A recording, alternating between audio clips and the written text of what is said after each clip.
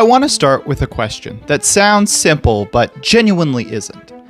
Is it okay to change a comic when you adapt it into a movie? Well, the obvious answer is yes, of course. You always have to change a thing. A comic is one medium, a film is a different medium. You can't just photograph the panels and call it a movie. You have to make choices. What to include, what to cut, what to combine, what to reinvent. Every adaptation involves change. And I wouldn't say that's a problem, but here's the thing. There's a difference between a good translation and a bad one. And I don't mean accurate versus inaccurate. I mean a good translation captures the meaning, a bad translation captures the words. If you translate a Japanese haiku into English by finding the closest English word for each syllable, you will technically have translated the haiku. You will also have produced something that means nothing and sounds weird. A good translator takes the poem apart, understands what it's trying to do emotionally and rhythmically and thematically, and then rebuilds it in the new language so it lands the same way. The words are different, but the meaning stays the same. And I think there are two directors working in superhero films who represent the absolute opposite ends of that question: Zack Snyder and James Gunn. Both of them change comics significantly when they are adapting them. Both make major departures from source materials, and the results couldn't be more different. Today, we're gonna go through both of them, example by example, and by the end, I think you'll see exactly why one of them works and the other one, not so much. Part 1, Zack Snyder, copying the words, losing the meaning. Let me be fair to Zack Snyder before I dig into the criticism, because he gets dismissed for the wrong reasons a lot. He's not a lazy filmmaker. He is not someone who doesn't care about the source material. He reads the comic. He does his homework. He puts in references and Easter eggs and visual callbacks that most casual viewers will completely miss. In fact, in a 2008 interview with Entertainment Weekly, before Man of Steel had even been announced, Snyder made a claim that tells you everything about how he sees himself. I understand the rules of Superman, not necessarily better than anyone else, but better than a normal filmmaker would.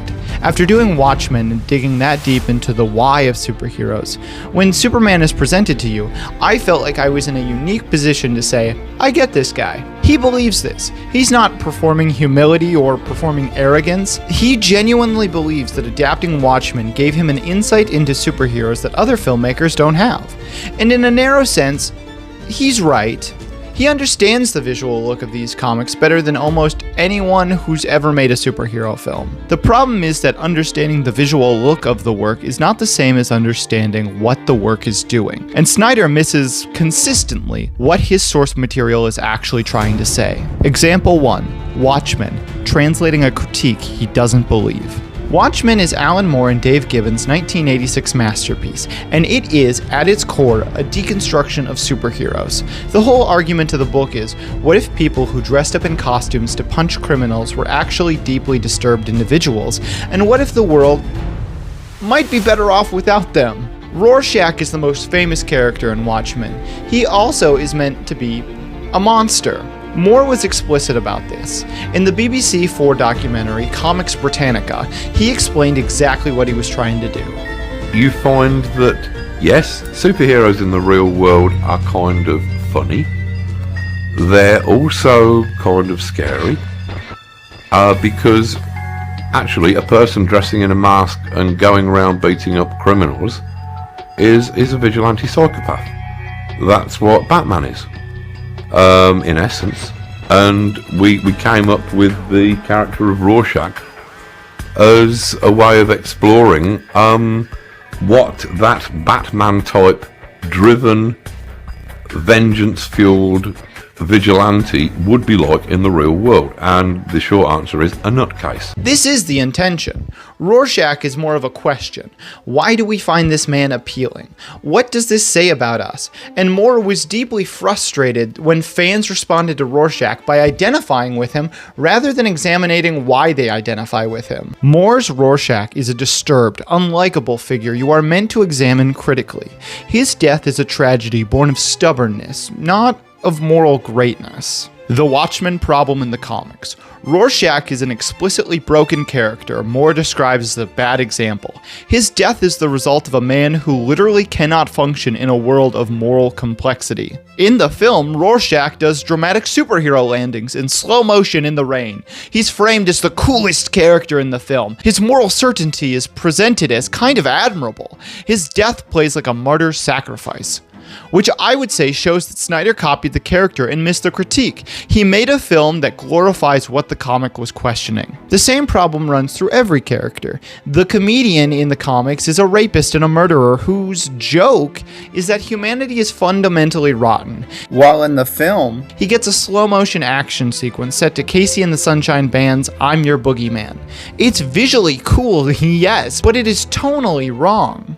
Moore was asking you to be disturbed by this man, where Snyder is asking you to think he's awesome.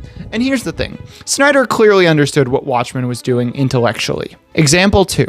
Man of Steel, making Superman's goodness feel like a mistake. Superman's defining characteristic, the one thing that makes him interesting besides almost impossibly powerful, is that he chooses to be good, not because he has to, but because he decides to. He was raised in Kansas by people who taught him that power is a responsibility, not a privilege. And he was raised with those fundamentals and built his whole life around them. That's the version of Clark Kent who runs towards danger instead of away from it. In the comics, Jonathan Kent is a warm, wise mentor who raises Clark to believe in humanity and uses his gift to help people. His influence makes Clark's heroicism feel like a natural expression of who he is. In the film, Jonathan Kent tells Clark not to save a school bus full of drowning children in order to protect Clark's secret identity. Then Jonathan dies in a tornado, refusing to let Clark save him for the same reason. The film's Jonathan Kent teaches Clark that his secret matters more than helping other people. This directly undermines the moral foundation of why Superman is good. Snyder has defended this version of Jonathan, arguing that Superman making hard choices, and even killing, is consistent with the comics. When challenged on the neck snap at the end of Man of Steel, Snyder's response in interviews was essentially, if you really analyze the comic book version of Superman, he's killed. He's done all those things. And technically, he's right. There are comics where Superman kills. There are comics where Jonathan Kent is complicated. The problem isn't that these things exist in the comics, it's that Snyder presents them as the definitive, realistic version, when what he's actually done is select the darkest available readings of the character and treat them as if they're the truth. You can find source material to justify almost any creative choice if you look hard enough. The question is whether the choices you've made add up to the character. Man of Steel's Superman reluctantly arrives at being a hero. He causes enormous collateral damage and kills when pushed far enough. These are all valid takes on the character. They exist in the comics, but the Jonathan Kent who teaches Clark to let people die, placed in the beginning of the film, that ends with a neck snap, doesn't build towards a Superman you believe in. Example 3. Batman v Superman, the broken detective. Batman's two defining traits, established over 80 years of comics, are that he doesn't kill and he's the world's greatest detective. A man capable of deducing almost any plot and seeing through almost any deception. Oh, and he hates guns. Snyder's source for BVS was explicitly Frank Miller's The Dark Knight Returns, a story set in a dystopian, alternate future with a broken middle-aged Batman who has lost his way. That book is specifically about a Batman who has gone wrong. Miller is showing us a hero consumed by his own darkness. The story is partly about whether he can find his way back. In that 2008 EW interview discussing Batman Begins, Snyder made his aesthetic priorities crystal clear. Everyone says about Batman Begins, Batman's dark. I'm like, okay, no, Batman's cool. He gets to go to a Tibetan monastery and be trained by ninjas. I want to do that. Batman's cool. That's the lens. And you see exactly how Batman v Superman follows from that. The broken, compromised, morally collapsed Batman of Dark Knight Returns, who Miller presented as a warning, becomes Snyder's baseline, normal Batman, cool Batman. The Batman problem. In the comics, Batman has a strict no-kill rule that defines his entire moral architecture. He is also the world's greatest detective, capable of seeing through almost any manipulation. In the film, Batman uses guns, brands criminals with a hot iron, which functions as a death sentence in prison, and is manipulated into nearly killing Superman by a simple scheme involving hate mail and a jar of urine. The final conclusion is that Snyder removed both of Batman's defining characteristics simultaneously.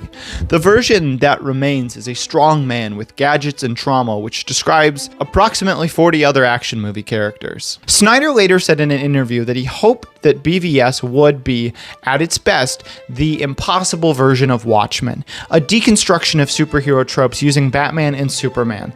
But as one critic at Screen Crutch noted at the time, Watchmen was a deconstruction that had already constructed something first. You need to believe in a character before you can meaningfully deconstruct them. BVS skipped the construction entirely. The Snyder pattern. Here's what connects all of Snyder's changes. He reaches for the aesthetic of serious, mature, deconstructive comics, Watchmen, Dark Knight Returns, Death of Superman, without engaging with what made those stories serious or mature or deconstructive. He borrows the visual language of deconstruction, the darkness, the moral ambiguity, the realism, and applies it to characters who weren't deconstructed. Part 2. James Gunn. Changing the words to keep the meaning. James Gunn also changes comics significantly when he adapts them, sometimes drastically. He changes characters' origins, relationships, power sets, entire backstories. He told John Cena explicitly not to read Peacemaker comics before filming. He invented the whole character from scratch, and the result worked. Not always perfectly, nothing is perfect, but consistently. The characters feel true to something essential, even when the surface details are completely different from the page. And why is that? Because Gunn's changes are almost always driven by one question. What does this character need to emotionally mean? And how do I get there most efficiently in this new medium? Example 1. Guardians of the Galaxy. Every change serves one decision. In the comics, Drax the Destroyer is Arthur Douglas, a human man from Burbank, California, whose family was killed when Thanos' spaceship flew overhead. His spirit was placed by cosmic beings into an alien warrior body to be the weapon that kills Thanos. He's essentially a human soul wearing an alien costume. Gunn made Drax a full alien with no human origins whatsoever. When fans asked him why on Twitter, his answer was direct and entirely practical. I didn't want to make a space opera with a dozen Earthlings who just coincidentally found themselves in space. How could I even explain that in the first 20 minutes of the movie? I wanted a group of aliens and orphans from different planets who banded together. That's it. That's the whole reason. It's a structural decision about what the story needed. Peter Quill is the only human being in the Guardians. That's the whole point. He's an Earth kid who got stolen and raised in space. And his fish out of water isolation only has emotional weight if nobody else shares it. Drax being human in origin would just have half that weight. Mantis being human would have half that again. So Gunn looked at his roster and decided on his anchor, and changed everyone else to serve the anchor. He changed the words, but he kept the meaning. Drax still lost his family. He still needs to kill the man responsible with his bare hands, so the emotional DNA is intact even if his origin isn't. Example 2. Yondu, the best departure Gunn ever made. In the comics, Yondu is a noble, spiritual warrior from the 31st century, a founding member of the original Guardians of the Galaxy. He's an anchor who communicates with nature and fights with honor. He is, from the start, a good guy. Film Yondu is a blue-skinned redneck space pirate who uses a single arrow controlled by whistling to massacre entire crews, and who kidnapped Peter Quill as a child and raised him as a thief. Almost nothing in common. And yet, Yondu's arc in Guardians of the Galaxy Volume 2, his death, and the line, "He may have been your father, boy, but he wasn't your daddy," is the emotional heart of the entire trilogy. Here's what Gunn understood that a more faithful adaptation would have missed. Comic Yondu is a good guy from the start.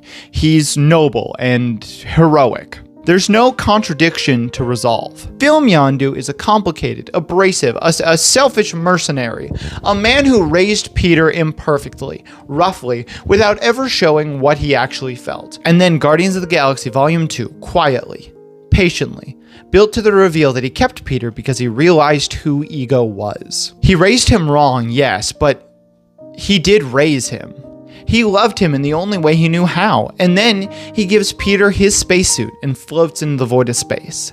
That scene does not exist without every single change Gunn made to Yondu. The noble 31st century warrior doesn't have the arc because there's no contradiction to resolve. Gunn built something the comics never had, and he built it entirely out of pieces the comics gave him. The name, the blue skin, the arrow, the relationship to the Ravagers. He changed the words, he found a meaning the original didn't have. Example 3. Ego the Living Planet. Why Jason wasn't enough. In the comics, Peter Quill's father is Jason, king of the Spartax system, a politically powerful figure who abandons Peter's mother and later antagonizes the Guardians. He's a disappointing dad of a small political kind. The story is about the letdown of meeting someone who doesn't live up to your fantasy of them. Gunn replaced him with Ego, the Living Planet, a celestial who is literally a planet with a human avatar, who killed Peter's mother by growing a tumor in her brain, and who serves as the villain of Volume 2. The theme of Guardians of the Galaxy Volume 2 is fathers. Real fathers. Imagined fathers.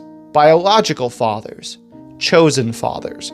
Peter has spent his whole life constructing a fantasy about his absentee dad, and the film needed a villain magnificent enough that Peter's betrayal of his team to follow Ego makes sense. Jason the politician can disappoint the fantasy. A literal celestial who has been searching the universe for thousands of years for someone to carry on his purpose. Peter's lifelong fantasy, made God, can be so perfect that a grown man hands over everything before the truth breaks through. Gunn needed Ego to be exactly what Peter wanted, so that losing him could mean exactly what it needed to mean.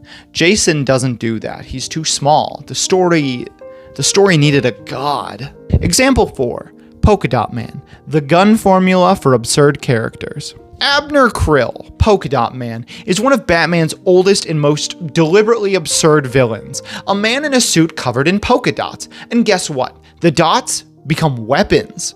He is not a deep character originally. He exists to be beaten by Batman and forgotten. He is universally considered one of the silliest, most forgettable figures in comics. But Gunn gave him a backstory. His mother was a scientist who experimented on her children, infecting Abner with an interdimensional virus that will kill him if he doesn't regularly expel it. And he expels it with polka dots, so there we go. Every villain he fights, he imagines it's his mother. A nothing character becomes one of the most emotionally affecting figures in the Suicide Squad. His death carries genuine weight. That's the Gunn formula. You observe characters, you take the silliest, most forgettable element, the one thing nobody could take seriously, and you find the human truth inside it.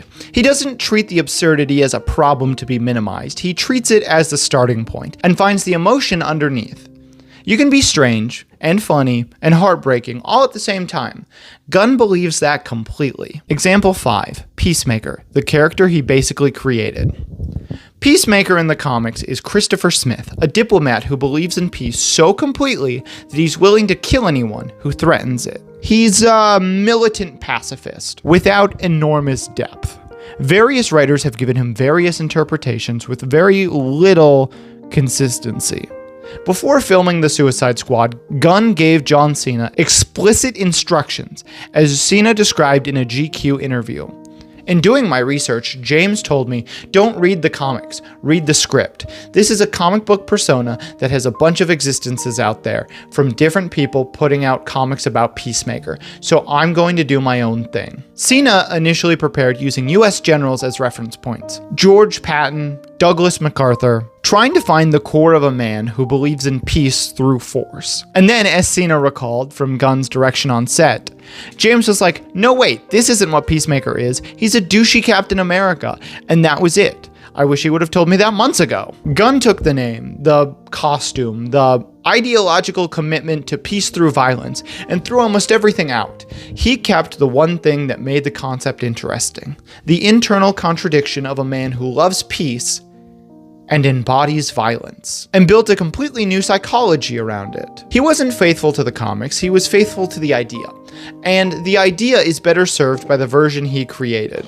Example 6, Superman 2025, The Trunk Conversation. When Gunn designed the new Superman costume for the 2025 film, he put the trunks back, the red shorts over the blue suit. Snyder's Superman hadn't worn them, and Gunn initially agreed with that instinct. In a Fandango interview, he described consulting Snyder directly. I talked to Zack Snyder, who was like, I tried a billion different versions with the trunks and I couldn't get there. And I was feeling exactly the same way. But it was actor David Cornsweet who changed his mind with an argument that perfectly encapsulates the difference between Snyder's instinct and Gunn's.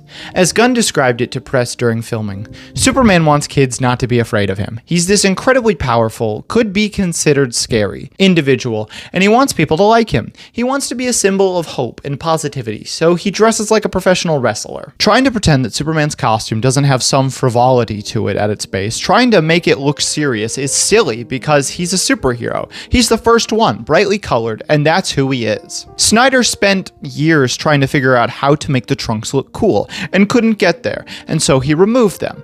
Gunn's answer was, you're not supposed to make them look cool. The trunks being slightly silly is part of who Superman is, a figure from another time who looks a little out of place and just doesn't care. Part 3, why one works and one doesn't. Here's what separates these two filmmakers when it comes to adaptation. Snyder approaches comics as documents. He reads them forensically. He identifies the visual language, the iconic images, the plot beats, the mood, and he reproduces all of that as faithful as film allows. He copies the words, but he doesn't ask the questions that matter. What is this for? What is this doing to the reader? What feeling is it trying to create? And why? If Watchmen makes you deeply uneasy about Rorschach's coolness, if Moore's entire point is that you shouldn't find this man admirable, then that unease is not incidental, it's the whole point. If Superman's goodness feels like a freely chosen act of faith rather than a programmed response, that feeling is not decorative, it's the foundation. Snyder changes the details that don't matter to him and preserves the details he finds visually interesting. He doesn't ask which details are load-bearing. Gunn approaches comics as conversations. He reads them as a fan, enthusiastically, emotionally, asking consistently, why does this work on me? What is this doing that makes me feel something? And when he adapts, he's trying to recreate that feeling in a new medium, not reproduce the specific event that produced it. He asks, what is Drax for? Great, how do I get that in a movie? What is Yondu for? Great! Let me build a Yondu who can carry that story, even if he doesn't share a single characteristic with the comic version. Gunn changes whatever he needs to change to get to the emotional destination. Snyder copies whatever he finds interesting without asking where it's supposed to take you. One more way to put it is that if you show Snyder a comic he loves, he'll tell you which panels he'd use as storyboards. If you show Gunn a comic he loves, he'd tell you about how it made him feel when he was 11, and then he'd spend 3 years trying to make a room full of strangers feel the exact same thing. Conclusion. Comics aren't blueprints. I want to be careful not to oversimplify because Snyder has made things that genuinely work. His 300 movie understood exactly what it was doing. A maximalist war epic told as myth in modern day. And his Watchmen, for all its problems, is visually stunning and gets individual moments exactly right. There are people whose entry points into comics was Snyder's films, who went to the source material afterwards and loved it, and that matters. And Gunn isn't flawless. Volume 2 may have some pacing issues. His Suicide Squad is exhilarating, but it's not that deep. He's made mistakes, but as adapters, as translators, the gap between them is significant and consistent. And it comes down to what each of them believes comics are.